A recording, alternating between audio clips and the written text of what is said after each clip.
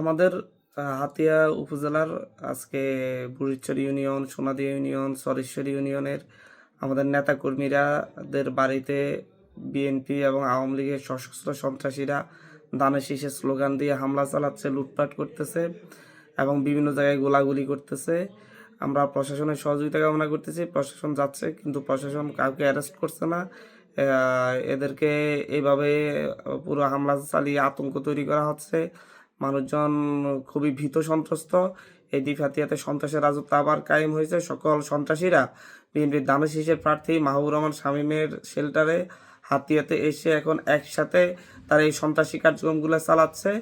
আমরা পুরো হাতিয়ার সকলের সহযোগিতা চাই, হাতিয়ার এবং সারা দেশের প্রশাসনের সহযোগিতা চাচ্ছি।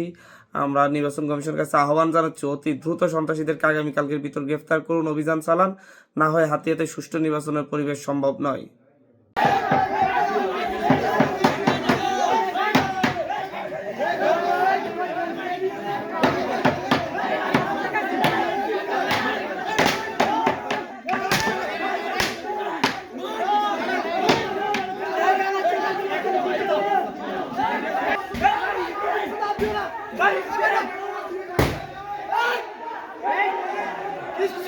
দরকার নাই।